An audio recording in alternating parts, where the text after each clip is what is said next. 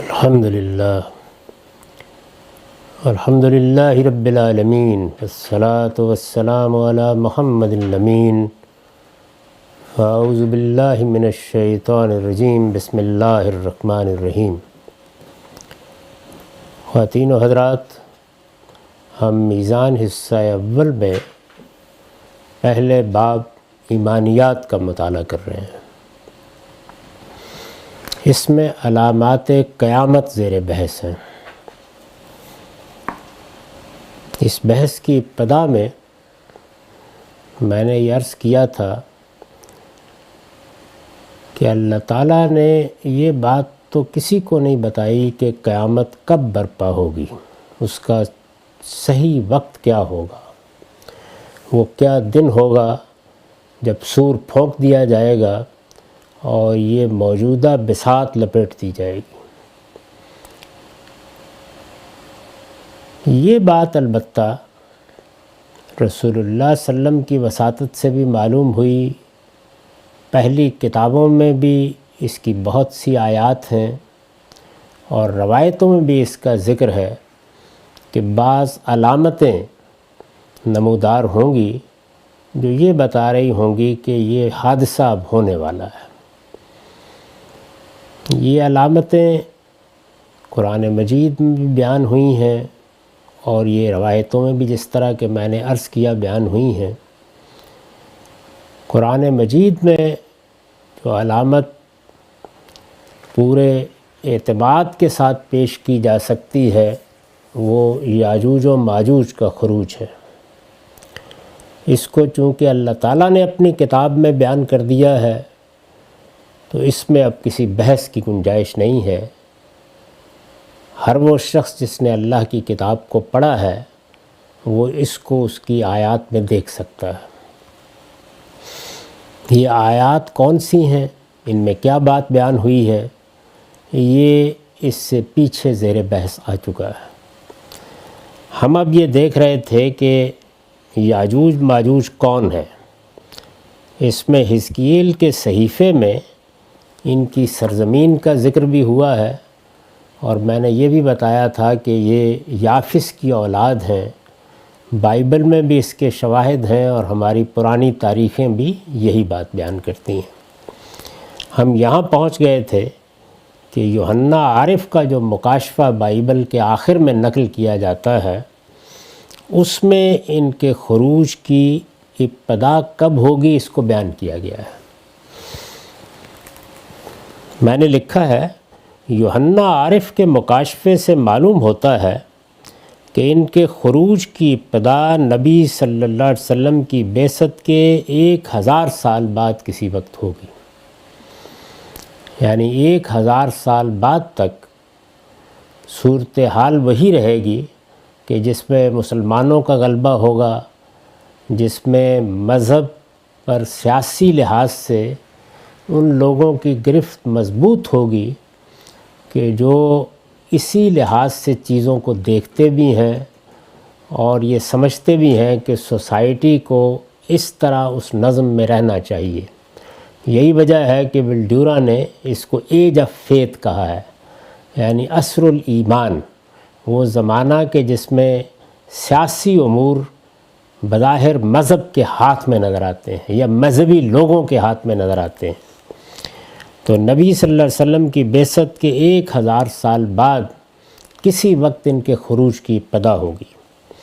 اس زمانے میں یہ زمین کو چاروں طرف سے گھیرے ہوئے ہوں گے، یعنی اس وقت یہ اپنے ہی علاقے میں نہیں ہوں گے۔ ان کا علاقہ کون سا ہے وہ ہم اس سے پیچھے دیکھ چکے ہیں کہ وہ وسط ایشیا کا علاقہ ہے، یعنی شمالی طور پر اگر آپ دیکھیں تو یہ روس کا علاقہ، یہ طبالسک کا علاقہ، یہ چین کا علاقہ، یہ ان کی سرزمین ہے اور یہ یافس کی اولاد ہے۔ تو اس سے یہ معلوم ہوتا ہے کہ جس وقت ان کے خروج کی ابتدا ہوگی تو یہ زمین کو چاروں طرف سے گھیرے ہوئے ہوں گے۔ میں اس سے پیچھے یہ بیان کر چکا ہوں کہ ان کا علاقہ تو اگرچہ یہی ہے، یعنی یہ ایشیا کے شمالی علاقوں میں آباد ہوئے تھے۔ جس وقت طوفان کے بعد نوح علیہ السلام کی نسل کے لوگ بکھرنا شروع ہوئے تو یافس کی اولاد نے اسی علاقے میں جا کر اپنا مسکن بنایا، لیکن پھر انہی کے بعض قبائل یورپ پہنچے اور اس کے بعد امریکہ اور آسٹریلیا کو آباد کیا۔ اب اگر آپ دنیا کے نقشے کو دیکھیں تو یہ بالکل صحیح تصویر ہے کہ زمین کو چاروں طرف سے گھیرے ہوئے ہوں گے، یعنی زمین سے مراد اگر وہ قومیں لے لی جائیں کہ جن میں نبوت رہی، نبوت پر ایمان رہا، جن میں اس طرح سے محمد الرسول اللہ کی دعوت کو قبولیت حاصل ہوئی، جن میں 1000 سال تک جیسے کہ تعبیر اختیار کی گئی ہے، گویا شیطنت پر مذہبی فکر کا غلبہ رہا، ایک نوعیت کا سیاسی غلبہ۔ تو اس چیز کو اگر سامنے رکھ کر دیکھا جائے تو یہ بالکل وہی تصویر ہے جو اس وقت ہم دنیا میں دیکھ رہے ہیں۔ یوحنا عارف کے مکاشفے سے معلوم ہوتا ہے کہ ان کے خروج کی ابتدا نبی صلی اللہ علیہ وسلم کی بعثت کے 1000 سال بعد کسی وقت ہوگی۔ اس زمانے میں یہ زمین کو چاروں طرف سے گھیرے ہوئے ہوں گے۔ ان کا فساد جب انتہا کو پہنچے گا تو ایک آگ آسمان سے اترے گی اور قیامت کا زلزلہ برپا ہو جائے گا۔ یہ تصویر یوحنا عارف کے مکاشفے میں کھینچی گئی ہے۔ یہ مکاشفے کے 20ویں باب میں آیات 7 سے 9 ہیں جن کا میں نے حوالہ دیا ہے، ان کو سن لیجئے۔ ان میں لکھا ہے، اور جب 1000 برس پورے ہو چکیں گے تو شیطان قید سے چھوڑ دیا جائے گا۔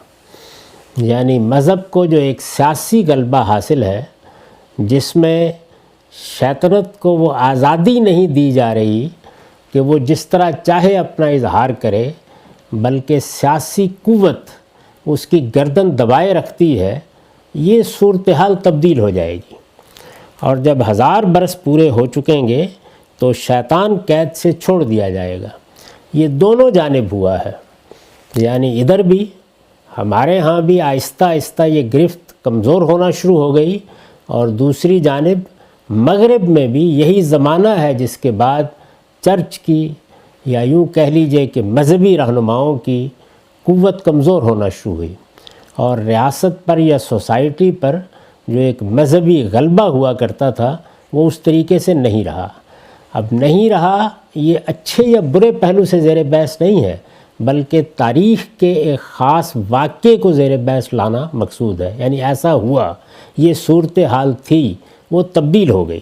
تو اس کو مکاشفہ اس طرح بیان کرتا ہے، اور جب 1000 برس پورے ہو چکیں گے تو شیطان قید سے چھوڑ دیا جائے گا، اور ان قوموں کو جو زمین کی چاروں طرف ہوں گی۔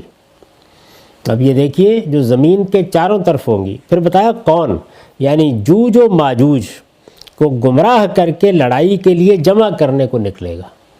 یعنی پھر ایک بڑے فساد کی ابتدا ہونا شروع ہوگی۔ یہ قومیں کتنی بڑھ چکی ہوں گی، ان کا شمار سمندر کی ریت کے برابر ہوگا، اور وہ تمام زمین پر پھیل جائیں گی، اور مقدسوں کی لشکرگاہ اور عزیز شہر کو چاروں طرف سے گھیر لیں گی، اور آسمان پر سے آگ نازل ہو کر انہیں کھا جائے گی۔ یہ یوحنا عارف کے مکاشفے میں اس عظیم حادثے کی تصویر کھینچی گئی ہے۔ یعنی اس میں کیا ہوگا، یہ قومیں جن کا شمار سمندر کی ریت کے برابر ہوگا، یہ زمین پر پھیل جائیں گی۔ اب ظاہر ہے یہ پھیلنے کا عمل ہے جس کی کئی تصویریں ہوں گی، یعنی ایک سیاسی غلبہ حاصل ہوگا، یہ لوگ اپنے اپنے مقامات سے نکل کھڑے ہوں گے، دنیا کے اوپر ایک نہاب انہی قوموں کا قائم ہو جائے گا۔ یہ ساری تصویر ہے، اور یہ بتایا ہے کہ مقدسوں کی لشکرگاہ اور عزیز شہر کے چاروں طرف۔ یہ 2 شہر کون سے ہیں؟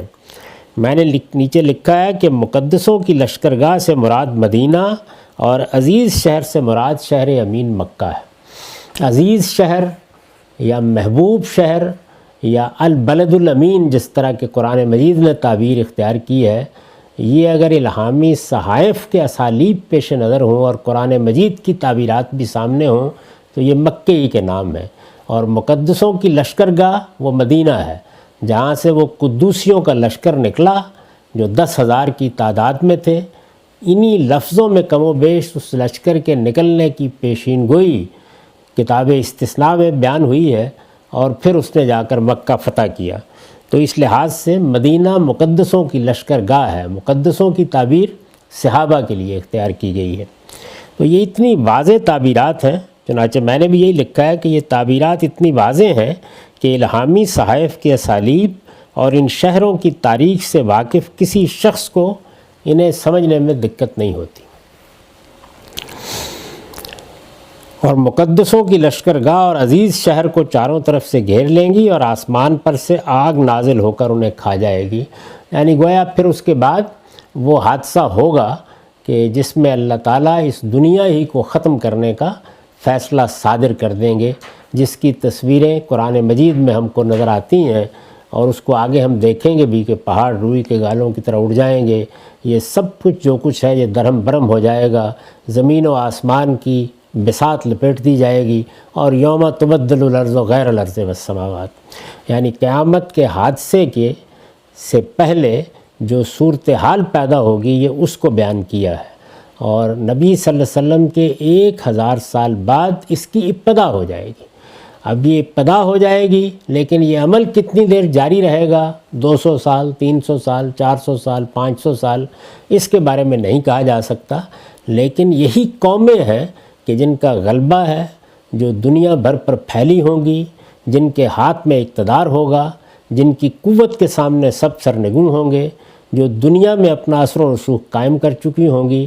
اس کے مظاہر ہم اس ساری تاریخ میں اب دیکھ رہے ہیں، پچھلے 300 سال سے کم و بیش دیکھ رہے ہیں، اور یہی معاملہ آہستہ آہستہ آگے بڑھتا چلا جا رہا ہے۔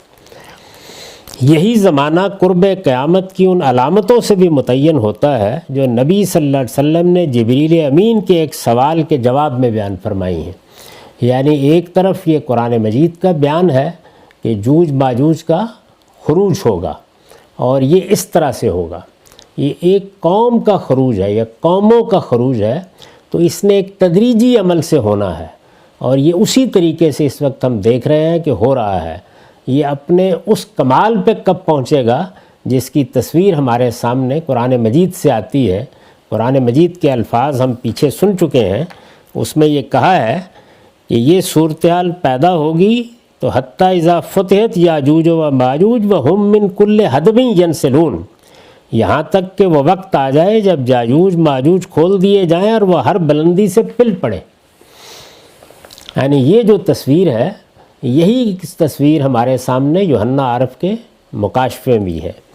یہی زمانہ قرب قیامت کی ان علامتوں سے بھی متعین ہوتا ہے۔ یعنی اب اسی زمانے میں آ جائیے تو نبی صلی اللہ علیہ وسلم نے جبریل امین کے ایک سوال کے جواب میں جو قیامت کی علامتیں بتائی ہیں وہ اسی زمانے کی نشاندہی کر رہی ہیں۔ یعنی جس زمانے میں ہم کم و بیش اس وقت جی رہے ہیں، جس کی ابتدا نبی صلی اللہ علیہ وسلم کی بعثت کے 1000 سال بعد ہو گئی تھی، اور پھر آہستہ آہستہ وہ اپنے کمال کی طرف پہنچ رہا ہے۔ یعنی ایک زمانہ نبوت تھا جو رسالت مآب صلی اللہ علیہ وسلم پر ختم ہوا، پھر ایک مذہبی فکر کے سیاسی لحاظ سے غلبے کا زمانہ تھا جو کم و بیش رسول اللہ صلی اللہ علیہ وسلم کی بعثت کے ساتھ شروع ہوا، یعنی ذرا پہلے مسیحیوں کے لیے اور اس کے بعد مسلمانوں کے لیے، اور اس کی مدت یہی کم و بیش 1000 سال ہے۔ یہی زمانہ قرب قیامت کی ان علامتوں سے بھی متعین ہوتا ہے جو نبی صلی اللہ علیہ وسلم نے جبریل امین کے ایک سوال کے جواب میں فرمائی ہیں۔ یہ اس حدیث کی طرف اشارہ ہے جس کو حدیث جبریل کہا جاتا ہے۔ اس میں یہ بیان کیا گیا ہے کہ رسول اللہ صلی اللہ علیہ وسلم ایک دن مجلس میں بیٹھے ہوئے تھے، صحابہ کرام موجود تھے، انہوں نے دیکھا کہ ایک شخص آیا ہے جس کا لباس سفید ہے، جس کے جسم پر کوئی سفر کے آثار نہیں ہیں، اس کے بال، اس کا اٹھنا بیٹھنا ہر چیز بتا رہی ہے گویا یہیں سے کہیں سے نمودار ہو گیا ہے۔ اس نے آ کر رسول اللہ صلی اللہ علیہ وسلم سے کچھ سوالات کیے۔ وہ سوالات دین کے بنیادی حقائق کے بارے میں تھے۔ ان سوالات کے بعد جب وہ چلے گئے تو رسول اللہ صلی اللہ علیہ وسلم نے لوگوں کو یہ بتایا کہ یہ جبریل امین تھے، اور کس لیے آئے تھے؟ یعلمکم دینکم، یعنی یہ تمہیں دین سکھانے آئے تھے۔ میرے سامنے آ کر انہوں نے وہ سوالات کیے کہ جس میں گویا دین کا خلاصہ بیان کر دیا گیا۔ اس میں سوال یہ تھا کہ ایمان کیا ہے، اس میں سوال یہ تھا کہ اسلام کیا ہے، اس میں سوال یہ تھا احسان کیا ہے۔ گویا دین کے بنیادی حقائق کے بارے میں جو ضروری باتیں تھیں وہ پوچھی گئیں اور رسول اللہ صلی اللہ علیہ وسلم نے کمال ایجاز کے ساتھ ان کو بیان کر دیا۔ یعنی قرآن مجید انہی کی تعلیم دے رہا تھا، رسول اللہ صلی اللہ علیہ وسلم بھی وہی چیزیں لوگوں کو پڑھا سکھا رہے تھے، لیکن انہوں نے سوالات کر کے گویا ان کو ایک متعین صورت میں لوگوں کے سامنے رکھنے میں مدد کی آ کر۔ تو اس وقت نبی صلی اللہ علیہ وسلم سے یہ سوال بھی کیا گیا کہ قیامت کب آئے گی؟ اس کے جواب میں آپ نے وہی بات کہی جو میں آپ کے سامنے پیش کر رہا ہوں کہ اس کا وقت تو کسی کو معلوم نہیں ہے، بلکہ جو جواب دیا وہ یہ تھا کہ نہ سائل کو معلوم ہے نہ مسئول کو معلوم ہے۔ جس سے پوچھا جا رہا ہے اس کا علم بھی وہی ہے اور جو پوچھ رہا ہے اس کا علم بھی وہی ہے۔ اسی بنیاد پر میں نے یہ عرض کیا ہے کہ نہ کسی فرشتے کو یہ معلوم ہے، نہ جبریل امین کو معلوم ہے، نہ کسی پیغمبر کو معلوم ہے۔ یہ وہ علم ہے جو اللہ تعالیٰ نے اپنے لیے خاص رکھا ہے، اس کی اطلاع کسی کو نہیں دی۔ تو قیامت کا دن تو کسی کو معلوم نہیں ہے، وہ کب آئے گی یہ کوئی نہیں جانتا، لیکن اس کی کچھ علامتیں ہیں۔ تو جبریل امین نے جب وہ علامتیں پوچھی ہیں تو رسول اللہ صلی اللہ علیہ وسلم نے اس کی 2 علامتیں اس موقع پر بتائیں۔ ان کو میں نے قرب قیامت کی علامتیں کہا ہے، یعنی ایک تو وہ علامات ہیں جو آگے زیر بحث آئیں گی کہ جن کے بعد گویا قیامت دروازے پر دستک دینے والی ہوگی، اور ایک یہ کہ ایک وارننگ ہے، ایک الارم ہے، ایک تنبیہ ہے کہ اب زیادہ دیر نہیں ہوگی۔ یعنی یاجوج و ماجوج کا خروج شروع ہو گیا، آہستہ آہستہ اس پوری دنیا پر، یعنی اس مذہبی دنیا پر غلبہ ہونا شروع ہوا، اور وہ پرانی بساط لپیٹ دی گئی، ایک نئی دنیا وجود میں آنے لگی۔ ان قوموں کو جو دنیا کے چاروں طرف سے پھیلی ہوئی ہیں، ان قوموں کو عروج اور غلبہ حاصل ہونا شروع ہوا، اور یہ تاریخ جیسے ہی شروع ہوئی تو پھر یہ علامتیں بھی نمودار ہو گئیں۔ یہی زمانہ قرب قیامت کی ان علامتوں سے بھی متعین ہوتا ہے جو نبی صلی اللہ علیہ وسلم نے جبریل امین کے ایک سوال کے جواب میں بیان فرمائی ہیں، جب وہ لوگوں کی تعلیم کے لیے انسانی صورت میں آپ کے پاس آئے۔ یہ اسی حدیث کا حوالہ ہے اور یہ حدیث کی معتبر کتابوں میں نقل ہوئی ہے۔ آپ نے فرمایا ان تلد الامۃ ربتہا وان تری الحفاۃ العراۃ العالیٰ رعاشا یتطاولون فی البنیان۔ ایک نشانی یہ ہے کہ لونڈی اپنی مالکہ کو جن دے گی، اور دوسری یہ کہ تم عرب کے ان ننگے پاؤں ننگے بدن پھرنے والے کنگال چرواہوں کو بڑی بڑی عمارتیں بنانے میں ایک دوسرے سے مقابلہ کرتے دیکھو گے۔ اس میں جو انتر الحفاۃ العراۃ کے الفاظ آئے ہیں ان پر الف لام عہد کا ہے، اور بعض دوسری روایتوں سے معلوم ہو جاتا ہے کہ اس سے عرب ہی کے لوگ مراد ہیں۔ تو فرمایا ایک نشانی یہ ہے کہ لونڈی اپنی مالکہ کو جن دے گی، اور دوسری یہ ہے کہ تم عرب کے ان ننگے پاؤں ننگے بدن پھرنے والے کنگال چرواہوں کو بڑی بڑی عمارتیں بنانے میں ایک دوسرے سے مقابلہ کرتے دیکھو گے۔ ہمارے ہاں جو روایتیں بالعموم زیر بحث آتی ہیں ان کو قرآن مجید کے اسالیب کی روشنی میں سمجھنے کی طرف توجہ کم ہوئی ہے۔ قرآن مجید کو جب آپ پڑھتے ہیں اور جب اس کی زبان سے شناسائی پیدا کرتے ہیں تو معلوم ہوتا ہے کہ اس میں بہت سے الفاظ عہد کے ساتھ آتے ہیں۔ یہ عربی زبان میں بھی اسلوب ہے، ہمارے ہاں بھی اسلوب ہے۔ یعنی مثال کے طور پر الارض آئے گا، آپ دیکھیے قرآن میں بعض جگہ وہ صرف مکے کے لیے آ گیا ہے، ہم بھی بول دیتے ہیں ہماری زمین، اس سرزمین۔ تو اس طرح کی تعبیرات چونکہ عام طور پر لوگوں کی گرفت میں نہیں آتی تو وہ اس کو پوری دنیا سے متعلق سمجھ لیتے ہیں۔ تو یہاں پر بھی یہی ہے کہ انتر الحفاۃ العراۃ العالیٰ رعاشا، اس میں گویا عرب کے چرواہوں کی تصویر کھینچی گئی ہے کہ یہ جو عرب کے چرواہے ہیں جن کو تم دیکھتے ہو کہ اس وقت ننگے پاؤں پھر رہے ہیں، ننگے بدن پھر رہے ہیں، بالکل کنگال، کوئی چیز پاس نہیں ہے، ان کو تم دیکھو گے کہ یہ بڑی بڑی عمارتیں بنانے میں ایک دوسرے سے مقابلہ کر رہے ہوں گے۔ یہ سرزمین عرب بڑی بڑی عمارتوں کے تصور سے بالکل ناآشنا تھی۔ عرب میں یہی زندگی تھی جس کی تصویر یہاں کھینچی گئی ہے۔ یہ چروائے ہی تھے زیادہ تر، یعنی بکریاں چرانے والے، بھیڑ بکریوں، بہت تھوڑی جگہ ہیں کہ جن پر اس علاقے میں کچھ کاشت ہوتی تھی یا باغات تھے، زیادہ تر لوگوں کا پیشہ یہی تھا۔ تو ان لوگوں کی تصویر کھینچی ہے کہ ان کی زندگی میں جو صدیوں سے ایک ہی طریقے پر تھی کیا بہت بڑی تبدیلی آ جائے گی۔ وہ بہت بڑی تبدیلی بھی ہم اپنی آنکھوں سے اس وقت دیکھ رہے ہیں۔ یعنی یہ وہ چیز نہیں ہے کہ جس کو جا کر دکھانے کی ضرورت ہے، اس کو پورا عالم بچشم سر دیکھ رہا ہے۔ تو میں نے اس پر لکھا ہے کہ ان میں سے دوسری علامت تو بالکل واضح ہے، یعنی اس کو تو میں دیکھ رہا ہوں، آپ دیکھ رہے ہیں، سارا عالم دیکھ رہا ہے۔ ان میں سے دوسری علامت تو بالکل واضح ہے، پچھلی صدی سے اس کا ظہور سرزمین عرب میں ہر شخص بچشم سر دیکھ سکتا ہے۔ یعنی وہی چرواہے، ابھی تو تصویریں موجود ہیں اس زمانے کی، وہ لوگ ہیں ابھی کہ جنہوں نے اس زمانے کے حالات دیکھے ہیں، دیکھتے ہی دیکھتے دنوں میں یہ سب کچھ ہو گیا۔ یعنی یتطاولون فی البنیان، عمارتوں کی بلندی میں ایک دوسرے سے مقابلہ کر رہے ہیں۔ یہ 20 منزلہ ہے تو میں 60 منزلہ بناؤں گا، اور یہ 60 منزلہ ہے تو میں 80 منزلہ بناؤں گا۔ یہ ساری جتنی بھی تگودو ہے، یہ سب سے پہلے انسانوں نے اسی سرزمین میں دیکھی ہے، اور ان لوگوں کے لیے دیکھی ہے کہ جو عرب کے ننگے پاؤں ننگے بدن پھرنے والے کنگال چرواہے تھے۔ ان میں سے دوسری علامت تو بالکل واضح ہے، پچھلی صدی سے اس کا ظہور سرزمین عرب میں ہر شخص بچشم سر دیکھ سکتا ہے۔ پہلی علامت کا مصداق متعین کرنے میں لوگوں کو دقت ہوئی ہے۔ یعنی یہ جو پہلی علامت ہے کہ لونڈی اپنی مالکہ کو جن دے گی، ہمارے نزدیک اس کا مفہوم بھی بالکل واضح ہے۔ اس سے مراد ایک ادارے کی حیثیت سے غلامی کا خاتمہ ہے۔ یعنی دنیا میں اگر آپ دیکھیں تو ایک پورا دور ہے کہ جس میں غلامی معیشت، معاشرت اور سیاست میں بہت بڑا ادارہ رہی ہے۔ غلامی کے ادارے پر گویا دنیا کا نظم قائم تھا۔ کب شروع ہوئی، تاریخ کی ابتدا کہاں سے ہوئی، کن مراحل سے گزری، پیغمبروں نے کیا کوششیں کی اس کو ختم کرنے کے لیے، تورات میں کیا چیزیں اس کے بارے میں بیان ہوئی ہیں، وہاں بھی اگر دیکھیے تو اللہ تعالیٰ کے قانون میں اس کو ختم کرنے ہی کے لیے ہدایات دی گئی ہیں۔ یہی صورتحال قرآن مجید میں ہے۔ لیکن جو چیزیں کسی سماج کا حصہ بن جاتی ہیں وہ آسانی کے ساتھ ختم نہیں ہوتی۔ جو چیزیں روایت بن جاتی ہیں، جن پر معیشت کا انحصار ہوتا ہے، ان کے بارے میں گفتگو کی جا سکتی ہے، ترغیب دی جا سکتی ہے، لیکن ان کو ختم کرنا آسان نہیں ہوتا۔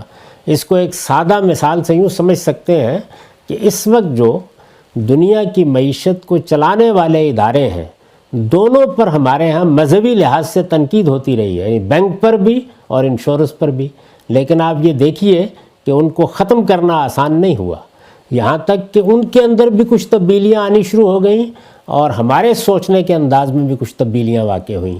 لیکن ایسا نہیں ہو سکتا تھا کہ ایک دن کچھ لوگ بیان کریں کہ سود ممنوع ہے اور دوسرے دن تالے پڑ جائیں۔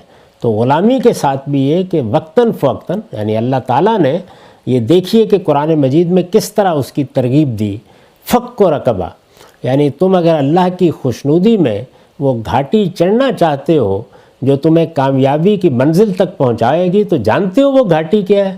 فک و رقبہ، ان غلاموں کی گردنیں چھڑاؤ۔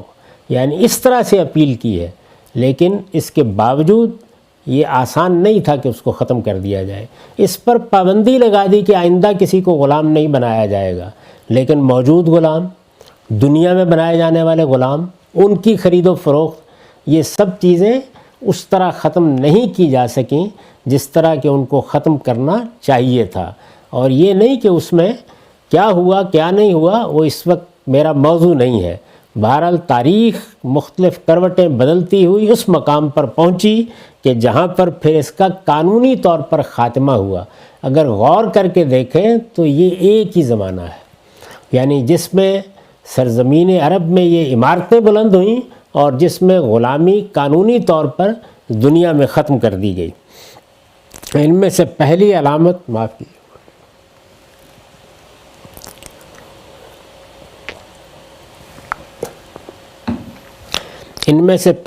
ان میں سے دوسری علامت تو بالکل واضح ہے، پچھلی صدی سے اس کا ظہور سرزمین عرب میں ہر شخص بچشم سر دیکھ سکتا ہے۔ پہلی علامت کا مصداق متعین کرنے میں لوگوں کو دقت ہوئی ہے، ہمارے نزدیک اس کا مفہوم بھی بالکل واضح ہے۔ اس سے مراد ایک ادارے کی حیثیت سے غلامی کا خاتمہ ہے۔ یعنی اب یہ جو مدعا میں نے واضح کر دیا ہے، اس کی روشنی میں الفاظ دیکھیے، ان تلد الامۃ ربتہا، یعنی لونڈی اپنی مالکہ کو جن دے گی، مطلب یہ ہے کہ وہ لونڈی ہے لیکن اسی کی اولاد اس کے بعد آزاد ہوگی۔ غلامی کا قانونی لحاظ سے خاتمہ ہو جائے گا، غلاموں کی اولاد اب آزاد انسانوں کی حیثیت اختیار کر لے گی۔ تو اس کو اس بلیغ تعبیر میں رسول اللہ صلی اللہ علیہ وسلم نے جبریل امین کے سوال کے جواب میں بیان کیا ہے۔ یہ گویا خاتمے کی ایک جو وہ صورت ہے کہ جس کو علامت بنا دیا گیا۔ تو اگر آپ، میں نے جس طرح کہ عرض کیا، دیکھیں تو تاریخ کا یہی دور ہے کہ جس میں یہ دونوں معاملات ایک ہی وقت میں کم و بیش ہوئے ہیں۔ یعنی ادھر اس کا خاتمہ ہو رہا ہے، وہ بھی ایک بہت بڑا واقعہ ہے۔ یوں نہیں ہے کہ کسی ایک جگہ، کسی ایک منار کے اوپر فلاں چیز ہوگی، 10 لوگ اس کو دیکھیں گے، 20 لوگ اس کو دیکھیں گے۔ دنیا بھر میں ایک تبدیلی آئی ہے جس کو دیکھا جا سکتا ہے کہ غلامی جیسے ادارے کے خاتمے کا اعلان کر دیا گیا۔ اور دوسری جانب یہی زمانہ، یہی دور ہے کہ جس میں یہ عمارتیں بلند ہونا شروع ہوئیں، اور وہی لوگ کہ جو بھیڑ بکریاں چرا رہے تھے، ہم نے دیکھا کہ وہ یتطاولون فی البنیان، جو قرآن مجید میں بیان کیا گیا تھا کہ ایسی نشانیاں بعض اوقات نمودار ہوتی ہیں کہ کوئی شخص بھی ان کا انکار نہیں کر سکتا، تو یہ نشانی بھی اسی طرح نمودار ہوئی ہے۔ وہ چرواہے بھی ابھی نگاہوں میں پھرتے ہیں، اور ان کی تصویریں بھی اس وقت دیکھی جا سکتی ہیں۔ وہ معاشرت کیا تھی، وہ حالات کیا تھے، یعنی ابھی آج سے 100 سال پہلے، 80 سال پہلے جو لوگ حج کرنے کے لیے جاتے تھے، وہ سب وہ چیزیں اپنی آنکھوں سے دیکھتے تھے۔ ان سفر ناموں میں وہ داستان پڑھی جا سکتی ہے، اور پھر یک بیک دیکھا کہ صورتحال تبدیل ہوئی، اور یتطاولون فی البنیان کا یہ منظر پورے عالم نے دیکھنا شروع کر دیا۔ تو یہ دونوں واقعات ایک ہی زمانے میں ہوئے ہیں۔ اس لحاظ سے یہ پیشین گوئی قرب قیامت کا زمانہ بالکل متعین کر دیتی ہے۔ قرب قیامت یعنی اب گویا تصویر یہ بنی کہ رسول اللہ صلی اللہ علیہ وسلم کے ذریعے سے نبوت کے خاتمے کا اعلان کر دیا گیا۔ یہ ایک پورے دور کا خاتمہ تھا۔ اللہ تعالیٰ نے آدم علیہ السلام سے یہ بات کہی تھی کہ تمہاری اولاد میں جب جب ضرورت ہوگی میری طرف سے ہدایت آتی رہے گی۔ اس ہدایت کے بارے میں یہ بھی بیان کر دیا گیا تھا کہ ابتدا میں ہم نے تمہیں جو کچھ بتا دیا، جو حقائق تم پر واضح کر دیے کہ تم اپنی اولاد کو سکھاؤ گے، یہ لوگ ایک راستے پر رہیں گے، لیکن پھر کچھ تبدیلیاں آئیں گی۔ ان تبدیلیوں کو قرآن مجید نے بیان کیا ہے۔ یہ بتایا ہے کہ کان الناس امۃ واحدہ، لوگ دین کے معاملے میں کسی اضطراب میں نہیں تھے۔ ان کے باپ، ان کے ابوالآباء آدم نے جو دین کی روایت قائم کی تھی، وہ اسی کے مطابق زندگی بسر کر رہے تھے۔ بحیثیت مجموعی توحید کے معاملے میں، نبوت کے معاملے میں، قیامت کے معاملے میں واضح حقائق تھے جن کو مان کر دنیا آگے بڑھی، لیکن پھر زیادہ عرصہ نہیں گزرا کہ لوگوں میں اس باب میں اختلافات ہونا شروع ہوئے، اور جب اختلافات شروع ہوئے تو اللہ نے اپنے وعدے کے مطابق اس وعدے کو بھی قرآن مجید نے نقل کیا ہے کہ جب آدم کے ساتھ وہ معاملہ ہوا کہ انہوں نے درخت کا پھل کھا لیا اور اللہ تعالیٰ نے فیصلہ سنا دیا کہ اب تمہیں دنیا میں جانا ہے، تو یہ کہا کہ اب میری طرف سے اگر ہدایت آئے گی تو پھر جو اس کی پیروی کرے گا وہی فلاح پائے گا۔ یہ ہدایت اللہ تعالیٰ کی طرف سے پھر اس وقت آنا شروع ہو گئی۔ اس میں سب سے پہلے نوح علیہ السلام کا ذکر ملتا ہے، پھر رسولوں کی صورت میں، نبیوں کی صورت میں اللہ تعالیٰ کی یہ عنایت ہوتی رہی، یہاں تک کہ محمد الرسول اللہ صلی اللہ علیہ وسلم کی بعثت ہوئی، اور اس کے ساتھ یہ زمانہ ختم ہوا۔ یہ زمانہ نبوت ہے، یعنی یہ ایک پورا دور ہے کہ جس میں اللہ تعالیٰ نے انسانوں میں سے کچھ لوگوں کا انتخاب کیا، اور پھر ان کو اس خدمت کے لیے مامور کیا کہ وہ اللہ کی ہدایت، اللہ کا پیغام دوسرے لوگوں تک پہنچائے۔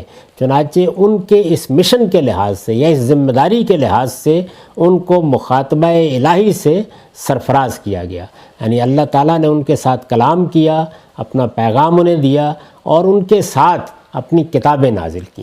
تو یہ بتایا انہی آیات میں جن کا میں نے حوالہ دیا سورہ بقرہ میں، یہ بتایا کہ ان کے ساتھ پھر کتابیں نازل کیں لِیَحْکُمَ بَیْنَ النَّاسِ فِی مَا اخْتَلَفُوا فِیہ، تاکہ وہ کتابیں لوگوں کے لیے اختلافات میں حکم بن جائیں۔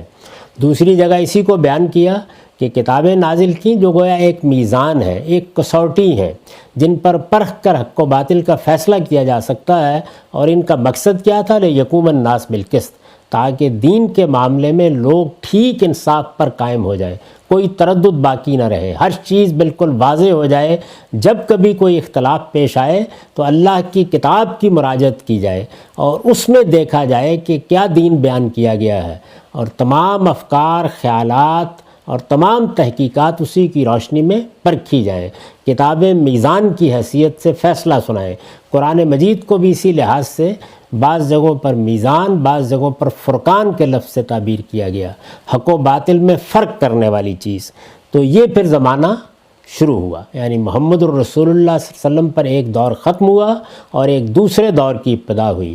یہ دور ہے جس میں اس دنیا کی تاریخ میں یہ بڑا واقعہ ہوا کہ رسالت مآب صلی اللہ علیہ وسلم کے پیروکاروں کو بھی سیاسی غلبہ حاصل ہو گیا۔ اس وقت کی دنیا میں ایک بہت بڑے حصے پر، یعنی یہ سارا علاقہ جس کو آپ مسلمانوں کی سلطنت کی حیثیت سے جانتے ہیں، یہ ان کے زیر نگیں آ گیا۔ اور دوسری جانب اس سے ذرا پہلے سلطنت روما مسیحیت کو قبول کر چکی تھی، اور گویا ادھر بھی مذہبی فکر کا سیاست پر غلبہ قائم ہو گیا۔ اس کے نتیجے میں ایک ایسا دور پیدا ہوا جس کے بارے میں نے آپ سے عرض کیا ہے کہ اس کو عصر الایمان کہا جاتا ہے، یعنی اس میں لوگوں کے ہاں ان کی معاشرت میں، ان کی تہذیب میں، ان کی سیاست میں، ان کے فیصلوں میں، ان کے اقدامات میں، ان کی اجتماعی زندگی میں ہر جگہ گویا مذہب کا غلبہ تھا۔ یہ زیر بحث نہیں اس وقت کہ اس سے کیا خرابی پیدا ہوئی، کیا بہتری آئی، میں ایک تاریخی واقعے کو بیان کر رہا ہوں۔ تو یہ چیز ہوئی، یہ 1000 سال تک کا دور ہے دونوں جانب، اور پھر اس کے بعد اس کا خاتمہ ہونا شروع ہو گیا۔ اور یہ خاتمہ جن قوموں کے ذریعے سے ہوا وہ بتایا جا رہا ہے کہ وہ جوج ماجوج ہے، یعنی یہی قومیں ہیں کہ جو دنیا کے سارے پھاٹکوں پر قبضہ کر چکی تھیں، اور یہ پورا علاقہ یعنی یہ مشرق وسطیٰ کا علاقہ ہے جن میں مسلمان قومیں آپ کہہ سکتے ہیں آباد ہیں، یہ بالکل ان کے درمیان میں آ کر گھر چکا تھا۔ یہ صورتحال ہے جس کی تصویر یوحنا عارف کے مکاشفے میں ہمارے سامنے آتی ہے، اور یہی چیز قرآن مجید بیان کرتا ہے۔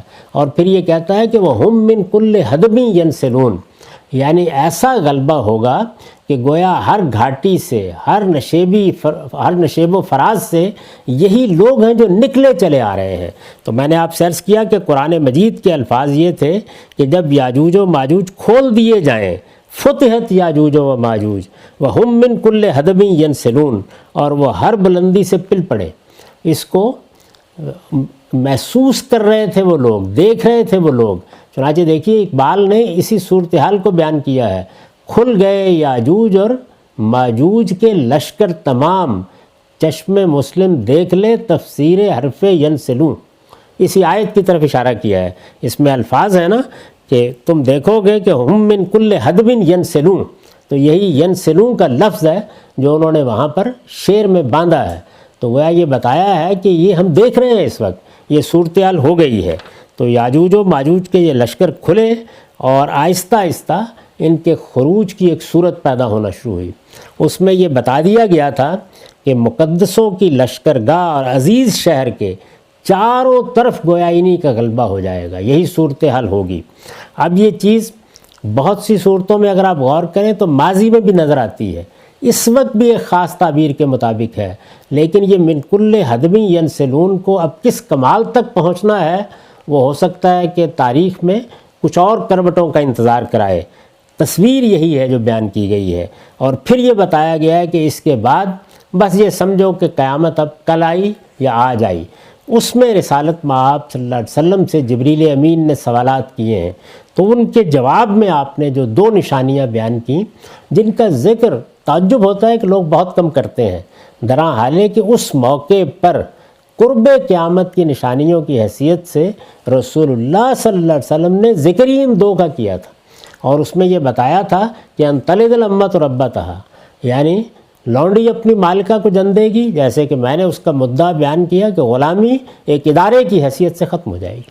یعنی غلامی اپنی حقیقت کے اعتبار سے تو کن کن صورتوں میں اب بھی ہے، لیکن ایک ادارے کی حیثیت سے جیسے کہ وہ دنیا میں تھی، جس طرح اس کو مانا جاتا تھا، جس طرح اس کو ایک قانونی حیثیت حاصل تھی، جس طریقے سے لوگوں کو غلام بنایا جاتا اور پھر منڈیوں میں بیچا جاتا تھا، وہ ساری دنیا ختم ہو گئی۔ یعنی اس کو قانونی طور پر ممنوع قرار دے دیا گیا، اور پھر آہستہ آہستہ دنیا سے اس کا خاتمہ ہوا۔ یہ اسی زمانے میں ہوا ہے جس میں لوگوں نے اپنی آنکھوں سے یہ دیکھا کہ یہ عرب کے چرواہے جو قافلوں کو لوٹ لیتے تھے، حاجیوں کو لوٹ لیتے تھے، یعنی بھیڑیں چرانے اور بکریاں چرانے کے سوا جن کا کوئی عام پیشہ نہیں تھا، یہی وہ لوگ تھے۔ تو آپ تصویر میں الفاظ دیکھیے، رسالت میں آپ صلی اللہ علیہ وسلم نے فرمایا انتر الحفات، حفات کون ہیں؟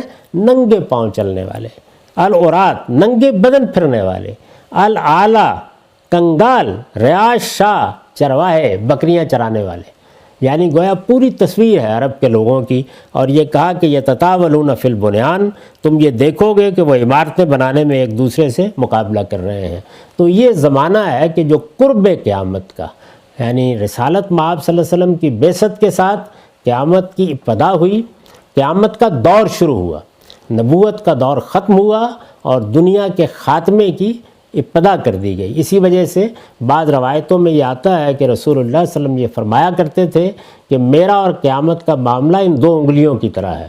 اس کے بعد پھر 1000 سال کا وہ زمانہ ہے جس کو یوحنا عارف کے مکاشفے میں اس طرح تعبیر کیا گیا کہ اس میں شیطان قید کر دیا گیا، یعنی گویا سیاسی لحاظ سے مذہب کا یا مذہبی فکر کا یا مذہبی لوگوں کا ایک طرح کا غلبہ قائم ہو گیا دنیا میں، اور پھر آہستہ آہستہ یہ معاملہ ان کی گرفت سے نکلنا شروع ہوا، ایک نئی دنیا پیدا ہونا شروع ہوئی، اور پھر جوج باجوج کی وہ قومیں کہ جن کا اصل وطن روس، طبالسک اور یہی شمالی ایشیا کا علاقہ تھا، چین تھا، منگولیا تھا، اس علاقے سے یہ اس سے پہلے ہی نکل چکے تھے، لیکن انہی کا خروج گویا، ان کا دنیا میں غلبہ، ان کی حیثیت کا تبدیل ہونا، اس کا پوری دنیا کے اوپر اثر و رسوخ قائم ہونا، یہ چیزیں ہونا شروع ہو گئیں۔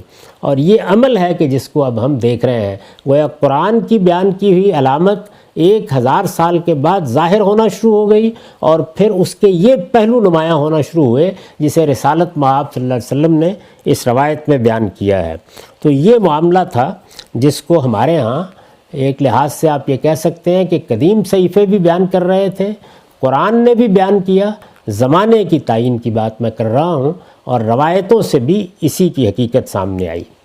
اس کے بعد جو علامتیں ظاہر ہوں گی وہ نبی صلی اللہ علیہ وسلم نے یاجوج و ماجوج کے خروج کو شامل کر کے ایک ہی جگہ بیان کر دی ہیں۔ ایک روایت ہے، میں نے اس کو مسلم سے لیا ہے، دوسری کتابوں میں بھی ہے۔ مسلم میں یہ روایت جس طرح سے بیان ہوئی ہے، جس کو آگے میں بیان کروں گا، تو اس میں جو نشانیاں مختلف روایتوں میں آئی ہیں ان سب کو ایک ہی موقع پر 10 نشانیوں کی صورت میں بیان کر دیا گیا ہے۔ اور یہ معلوم ہوتا ہے کہ جب یہ دور قریب آ جائے گا، قرب قیامت کی یہ نشانیاں نمودار ہو جائیں گی، تو ظاہر ہے کہ دنیا اس کے بعد بھی کچھ کروٹیں لے گی، صدی، 2 صدی، 3 صدی، 4 صدی، اور اس کے بعد پھر وہ علامتیں نمودار ہوں گی جو اس میں بیان کی گئی ہیں، اور ان علامتوں کے نمودار ہوتے ہی گویا قیامت دروازوں پر دستک دے دے گی۔ یہ تصویر سامنے آتی ہے۔ اس میں میں ایک اصولی بات پہلے عرض کر چکا ہوں، اور وہ یہ کہ یاجوج و ماجوج کا خروج تو ایک یقینی علامت ہے، اس لیے کہ وہ قرآن مجید میں بیان ہوئی، اس کو اللہ کی کتاب نے خود واضح کر دیا، اور اس سے یہ چیز بھی سامنے آ گئی کہ یہ جو ہمارے ہاں عام طور پر لوگوں کے تصورات ہیں کہ قیامت کے قریب اسلام کا غلبہ قائم ہو جائے گا اور دنیا کے ہر گھر میں اسلام داخل ہو جائے گا، اس کی حقیقت کیا ہے اس پر میں آگے جا کے گفتگو کروں گا۔ اس وقت یہ سمجھ لیجئے کہ اللہ تعالیٰ اس کے بالکل برخلاف ایک دوسری بات بیان کر رہے ہیں، یعنی وہ جوج ماجوج کے یا یاجوج ماجوج کے غلبے کو قیامت کے وقوع کی علامت کے طور پر بیان کر رہے ہیں۔ رسالت مآب صلی اللہ علیہ وسلم نے بھی جو علامتیں جبریل کے سامنے بیان کی وہ یہ علامتیں تھیں۔ ان کو میں نے 2 حصوں میں تقسیم کیا کہ یہ قرب قیامت کی علامتیں ہیں، اور پھر اب جو علامتیں بیان ہوں گی وہ قیامت کی علامتیں ہیں، یعنی اس کے بعد گویا قرب کا معاملہ نہیں ہے، پھر تو یہ ہے کہ صبح دستک دے دی یا شام دستک دے دی، کسی وقت بھی قیامت آ سکتی ہے، پھر دنوں کا، گھنٹوں کا، ہفتوں کا معاملہ رہ جائے گا، لیکن یہ قرب قیامت یعنی قریب آ گیا زمانہ، ایک طرح سے الارم ہو گیا، بتا دیا گیا، تو اس کو رسالت مآب صلی اللہ علیہ وسلم نے اس میں بیان کیا ہے۔ یہ دونوں علامتیں بھی میرے نزدیک چونکہ ظاہر ہو چکی ہیں، تو اگرچہ روایتوں کے بارے میں نے یہ اصولی بات کہی تھی کہ اگر رسالت مآب صلی اللہ علیہ وسلم کی طرف ان کی نسبت ٹھیک ہے تو وہ ہو جائیں گی، تو یہ تو اب واقعہ ہو چکا، اس وجہ سے بات بھی صحیح تھی، رسالت مآب صلی اللہ علیہ وسلم کی طرف اس کی نسبت بھی درست تھی، اور یہ واقع ہو چکی، ہم اس کو اپنی آنکھوں کے سامنے دیکھ بھی چکے ہیں۔ اس کے بعد اب اگلی نشست میں یہ دیکھیں گے کہ وہ 10 علامتیں کیا ہیں جن کو میں وقوع قیامت کی علامتوں سے تعبیر کرتا ہوں۔ اقول قولی ھذا واستغفر اللہ لی ولکم ولسائر المسلمین۔